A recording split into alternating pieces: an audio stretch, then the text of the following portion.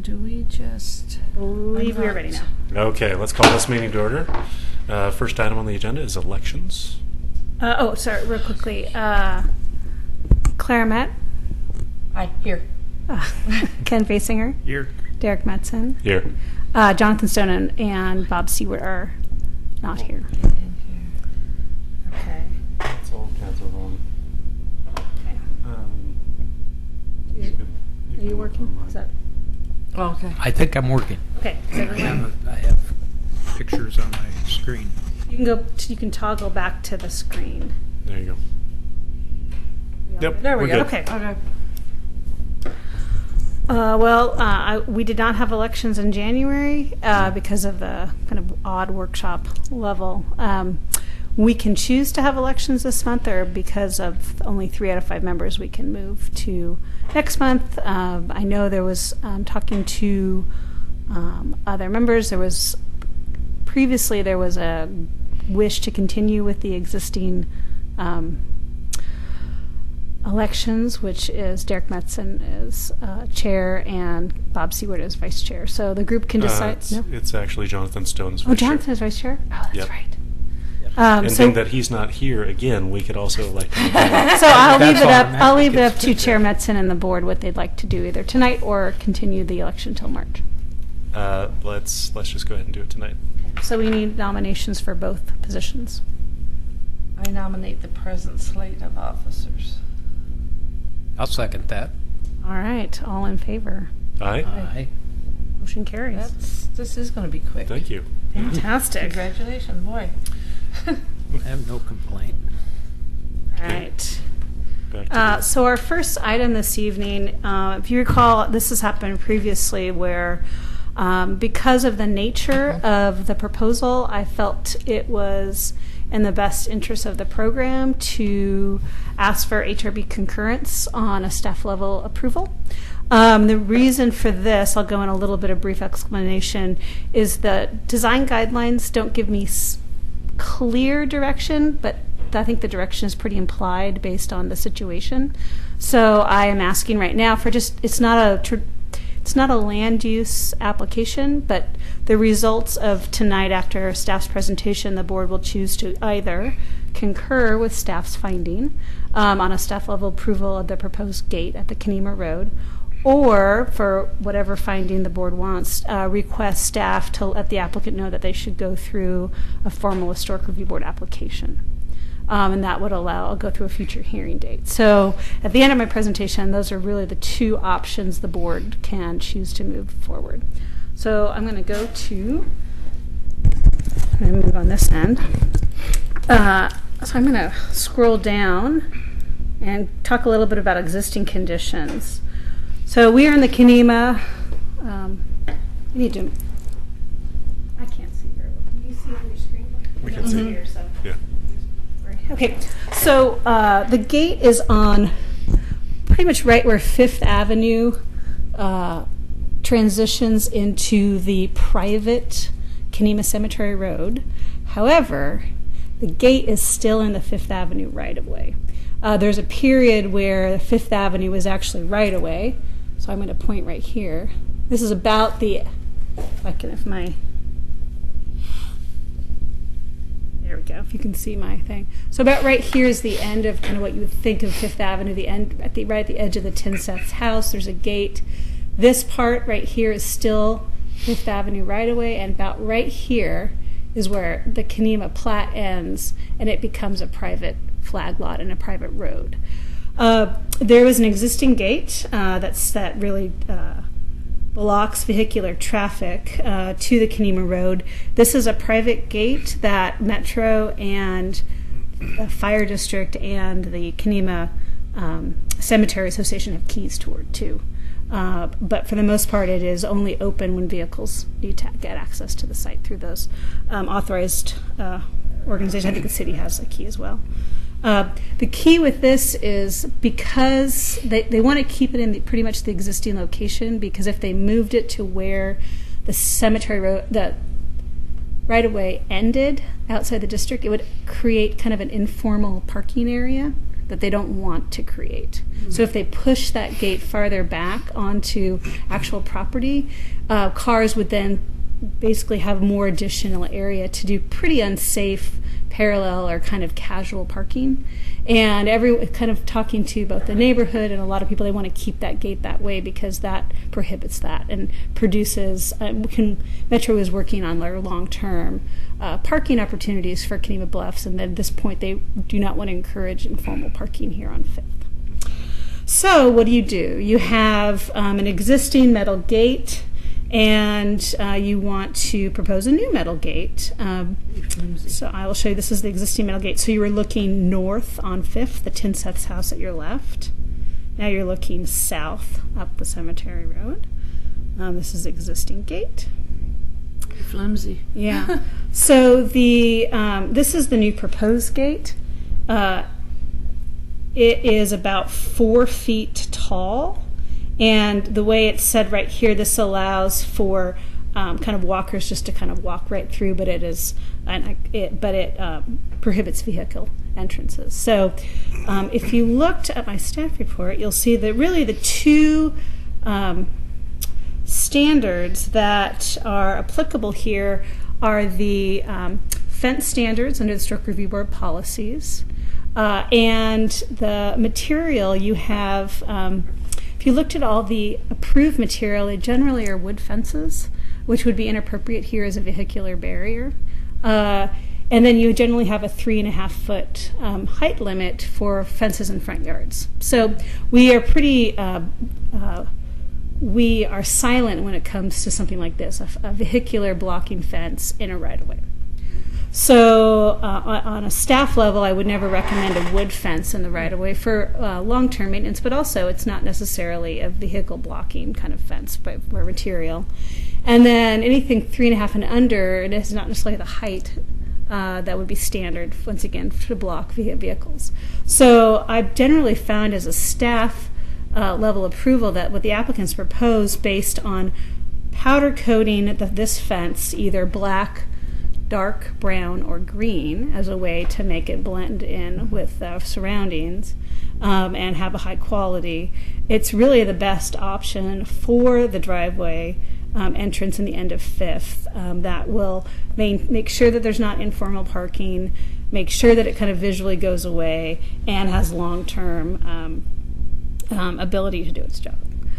Any other proposed materials were discounted for the kind of the reason I spoke of before, based on if you looked at the approved materials for residential fencing, because this really isn't a residential fencing option.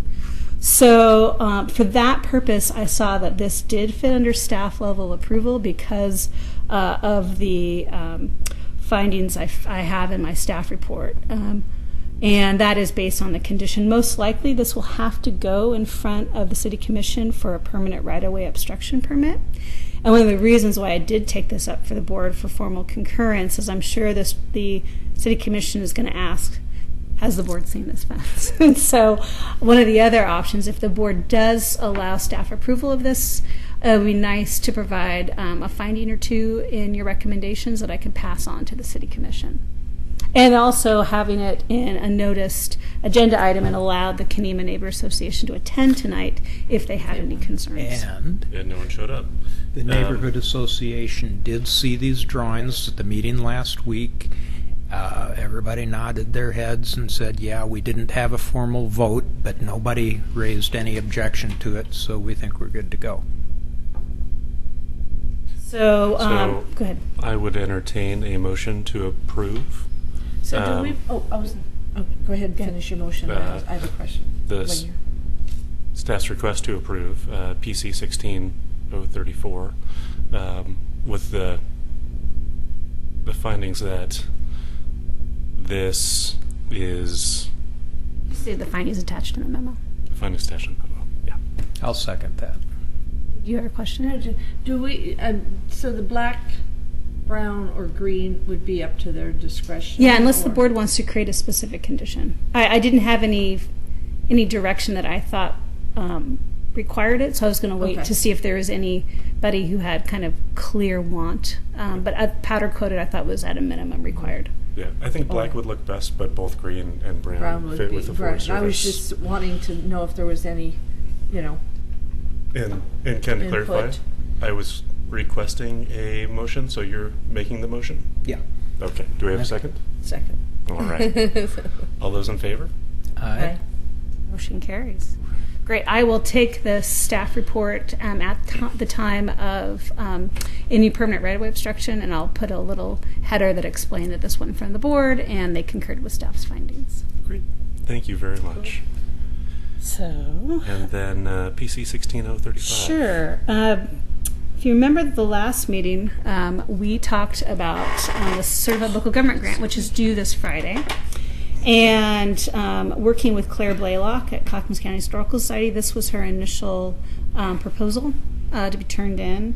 So right now we have about $11,900 for their proposal for the speakers both this summer and next summer, and the printing for the educational information of best practices. This clearly meets the criteria. Most likely what we'll do is the city will pay directly the speakers, and then we don't have to worry about how to properly transfer money to Clackamas County Historical Society. So most likely they'll come to us. So if we need to do a request for proposal or whatever we need to do, or bids, we'll figure it out. But the second part that was talked about was printing for the newly designed homeowner education packet. So that is in addition to this. So that would probably be for mailings for all 500 designated properties and printing. I have not done the math of that yet, but add $1,000 to that for all of that. Plus potentially another $1,000 for printing long-term color copies of the elevator, library, and promenade informational pamphlets. So what's the Old Home Forum newsletter? Well, I think they're trying to. She saw the old how it was done in the past. I think this is her. Oh, writing. this is from. This is from Claire. So I think okay. Claire Blaylock. So I think it's basically reinventing what we used to do in the past of a kind of best practical preservation Instructional. advice. Right. Basically Okay, a for how-to homeowners. as a homeowner's Okay. packet. Because if you recall, we can't pay for exhibits, but we can pay for educational pamphlets. Right. So this would be basically an educational pamphlet that would come out of the exhibit process. I just saw the Old Home Forum there, and Yeah, I they're think kinda she- like non-existent Yeah, they're not. anymore. So I most likely would change this. I have not. I will be putting the grant together at the end of the week. Okay. So you notice we don't have up to 20,000. I'm still working with our librarian Mo on the basement question. So I don't know that answer yet. So that's still out there. Okay. That was going to be my next question. Yeah. And so there is some additional, I may work to see if we might put some potential additional speakers in as a potential add-on.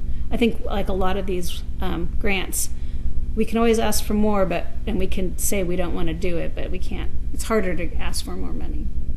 go back to the well. Yeah. So we may put some additional speakers in as holding, and then if we want to move forward on that, because it's a reimbursement program, so if we know we're not going to move forward, we'll let SHPO know, and they can reallocate our money.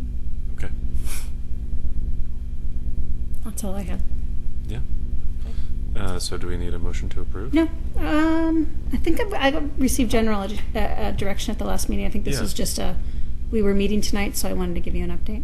Excellent. Is there anything under communications? I do. I have 2 communication points. Speaking with this, you all hopefully have gotten your invitation from Clackamas County Historic Society for the opening of the March 2nd exhibit of Preserving Places. And they're really excited. They're going to highlight the Ermitinger House as one of its. They're highlighting, I think, the Malala Cabin, Ermitinger House, and the Carmen House in Lake Oswego, and kind of telling the story of those 3 homes. I think there's another one, I can't remember, but those 3 I know are definitely come out. So there'll be a little exhibit about the process for the Ermitinger House and preservation. I do know that there's going to be a little call out for Restore Oregon and the work they've done, and kind of explain who they are as an organization. So generally talking about preservation of the built environment in Clackamas County. So it's exciting. I haven't seen it yet. So Yes. they're inviting all the people involved and thanking them at this opening event of Wine and Cheese at the museum on March 2nd, which is a city commission night. But it's 6:30 to, I think, 8. You're all welcome. And then the second news, I want to let you know that John Stutzman's first day was this Monday, and he will be your new preservation planner. I will still be going to meetings a lot, but you'll probably sometime by the end of the week, I'll have an introductory email from him with his photo. So you'll get to meet him. He'll be, as of next month, he'll be in charge of the meetings. I'll still be attending, and he's going to be doing all the day-to-day working with the applicants, meeting people on the site, putting the staff reports together, and then I'll review them and be at the meetings. So he is your new contact for day-to-day questions. Do we have anything on the horizon as far as We have a lot of things potentially on the horizon. So I don't know if we may have a grant in March, but there's definitely a fair amount of lots for sale. I know some in Kenema. So there's always going to be some questions. Let's Brewing, so we'll see what some people doing additions. So we'll see what goes from phone calls to actual applications. But I wouldn't be surprised this spring and summer that you'll have applications. Ron Bistline's application, does it have to come back through here? He's all done. He's good. He's finally. Yeah, I thought What so. took him a long time was the geologic hazards, and that is the thing that it's not historic that slows down problems. It's for good or for bad. We have a really intense geologic hazards code that has a really high bar for applicants submittal.